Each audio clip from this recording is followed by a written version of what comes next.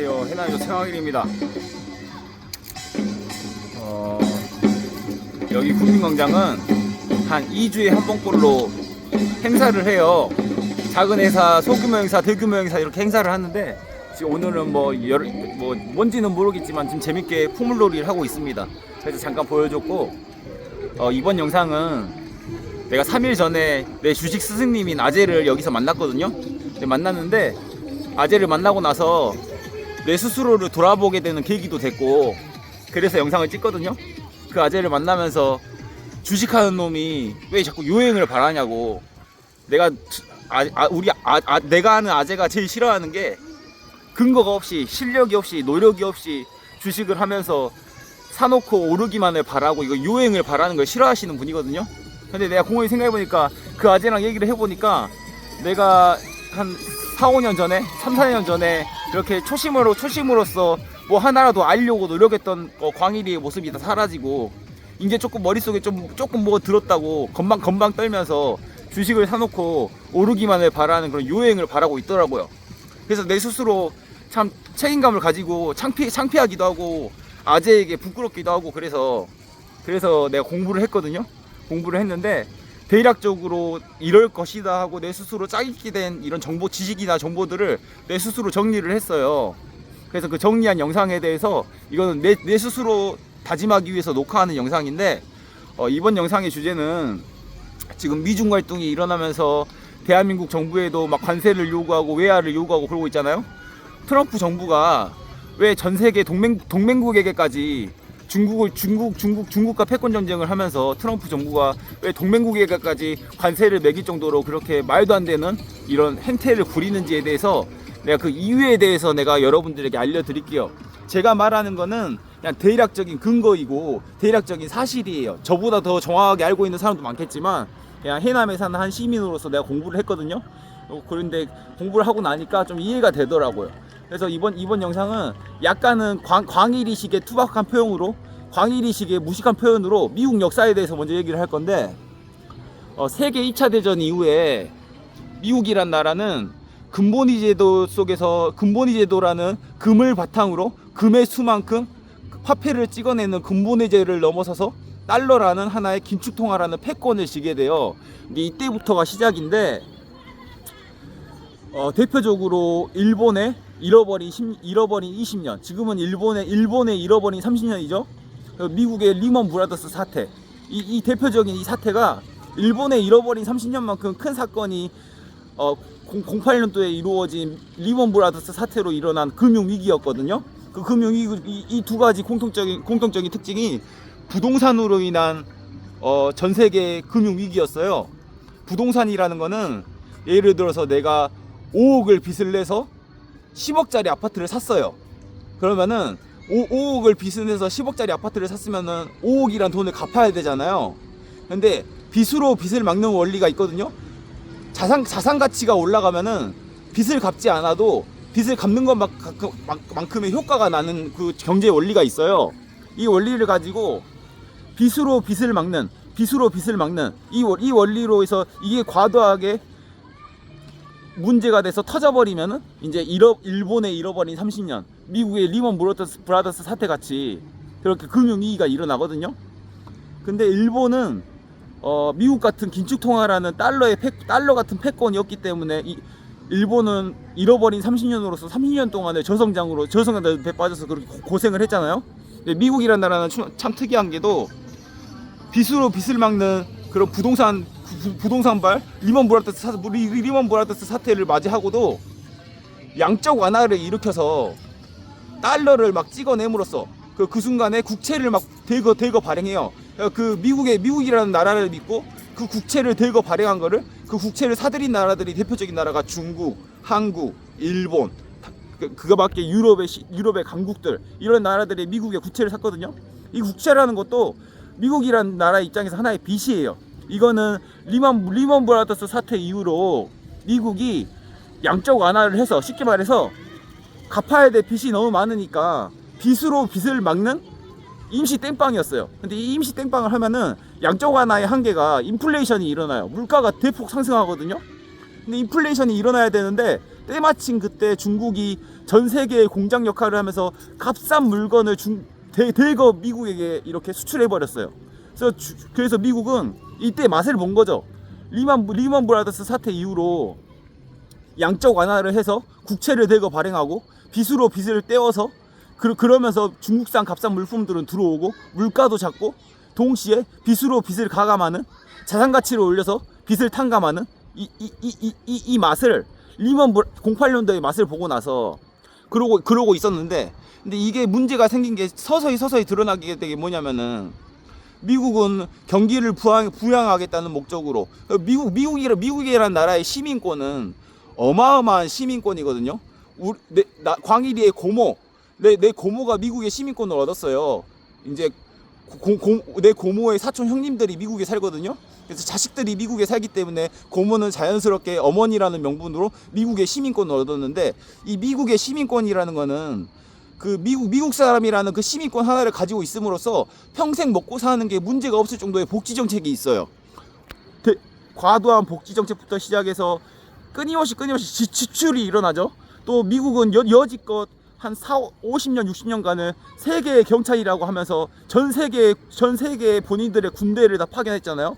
근데 이 국방비 예산조차도 막대해요. 근데 지금 현재 트럼프 정권이 들어서서 어떤 상태냐면은 미국이 지금까지 발행한 그 빚으로 빚을 메꿨던 그 국채에서 나가는 그 이자가 미국의 국방비만큼 안 먹어. 미국의 국방비는 1년에 1300조에서 1400조거든요.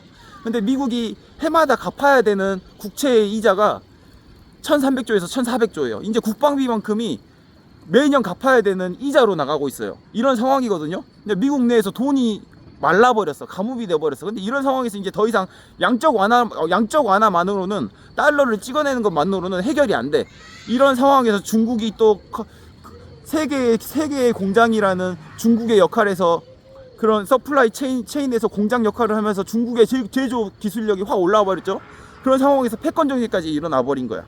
이런 상황에서 트럼프 정권 1기 때부터 더 이상 중국이 제조 기술력이 성장하고 그 산업의 기술력이 성장하는 거를 가만히 내뺄 수가 없는 거야. 근데 미국은 중국을 잡을 만한 여력이 없거든요. 그래서 동맹 강화를 외치면서 블록 경제를 시작시켰어요. 블록 경제. 이 블록 경제라는 게 대표적으로 한미일, 그다음에 자유진영과 권위주의 진영, 이 중국과 러시아와 그리고 자유진영들, 이렇게 블록 기반 경제를 일으켰거든요. 근데 일으키게 된 계기가 일단 미국이란 나라가 제대로 돌아가지 않아서 그래요. 빚은 빚대로 산더미처럼 쌓였고 더 이상 양적 완화만으로는 해결이 안 되고, 그런 와중에 중국은 부상해 버리고, 그런 상황에서 더 이상 중국을 가만히 내버려둘 수는 없고, 그런데 미국은 더 이상 힘이 딸리고, 이제 지금 현재 트럼프 2기 정권이 들어서서는 전 세계의 경찰 역할을 하기에는 국방 예산조차도 이제는 지출하기가 너무 부담스러워. 미국이 조금 미국이라는 나라의 이 패권을 유지하는데 더 이상 본인들 스스로가 미국 스스로가 미국의 역할이 버거운 거예요. 이게 광의식 표현이거든요. 미국 스스로가 미국의 역할을 하기가 너무 버거워. 한 40년, 50년 가까이를 지출보다 수입이 적었어. 계속 빚으로 빚을 메꾸는, 쉽게 말해서 대한민국 부동산 가치 5억짜리 집을 5억을 빚내서 10억짜리 아파트를 샀는데, 그 10억짜리가 20억이 되면은 5억만큼의 빚을 졌는데도 10억짜리 아파트가 20억이 된 순간 그 5억이란 빚은 사라지는 거거든요. 이건 쉽게 말해서 리먼 브라더스 사태라든가 일본의 잃어버린 30년이 여기서 발생해요. 자산 가격을 올려서 빚을 메꾸는 이 원리가 잘 먹혀 들어갈 때는 좋은데, 안 먹혀 들어가고 껐듯 뭐가 하나가 터져버리면은 이제 금융위기처럼 리먼 브라더스 사태가 일어나고 일본의 잃어버린 30년이 터지는 거거든요. 우리나라도 지금 그 기로에 서 있다고 봐요. 근데 그런 상황인데 미국은 더 이상 미국의 역할을 하기가 너무 버거워. 빚이 너무 많은데 돈은 들어올 데가 없어. 돈은 들어올 데가 없는데 그렇다고 끊임없이 양적 완화를 하면서 달러를 찍어낼 수도 없는 형편이야. 달러를 찍어낸다고 해결될 수 있는 문제는 이제 지나가 버렸어.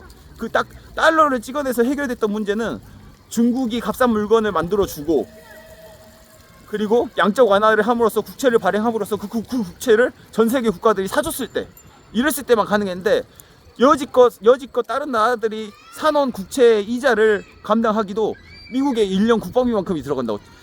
지금 매년 1300조 1400조가 미국은 그 국채를 산 나라들에게 이자로 갚아내야 돼. 지금 그런 상황이거든요. 미국의 빚이 천정부지로 지금 올라가 버렸어.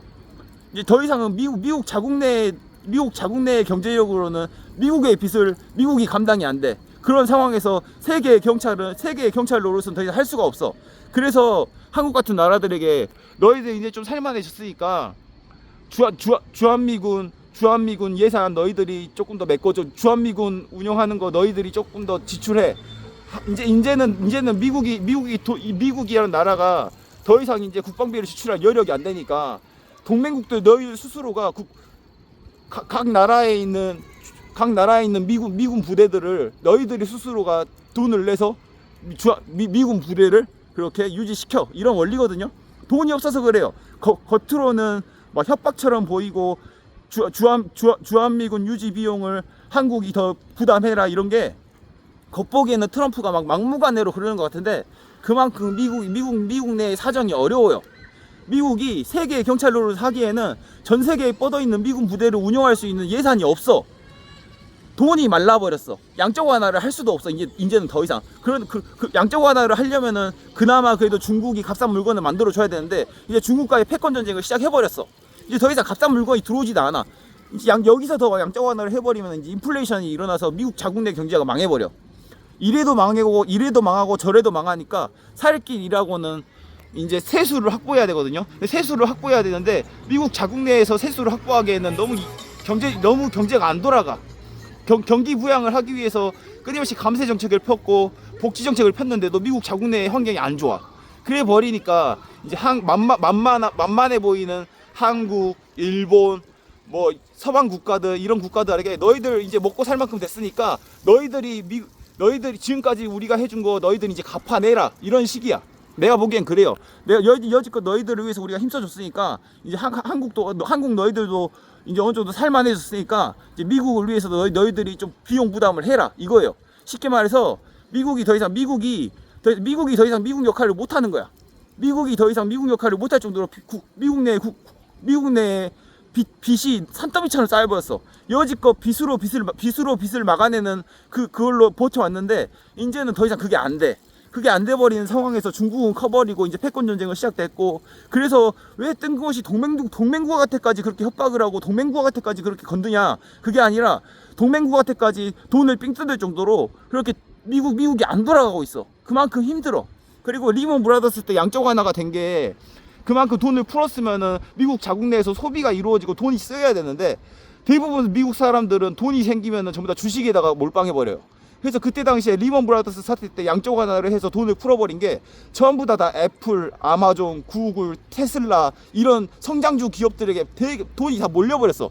돈이 소비를 통해서 돌고 돌아야 되는데 소비는 안 해버리고 그 풀려버린 달러들이 전부 다 미국의 테크 기업들에게 흘러 들어가 버렸다고.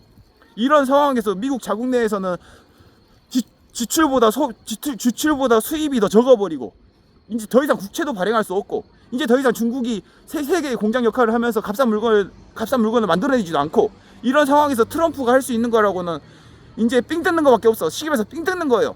이제는 더 이상 미국이 너희들의 보스 역할을 못하고 미국이 미국 역할을 할 수 없을 정도로 지금 힘드니까, 형님 나라가 힘드니까 이제 니들이 좀 나를 도와줘라 이러고 이제 협박을 하면서 삥 뜯는 거예요. 만만한 한국, 일본, 뭐 영국, 프랑스 이런 나라, 유럽연합 국가, 자유진영 국가의 그 동맹국들에게 해도 너무 힘드니까 제조업 공정이라도 한국에 있는 삼성전자, 현대차 이런 기업들이 미국에다가 공장을 지으면은 그 세금이 전부 다 미국 내에서 줘잖아요.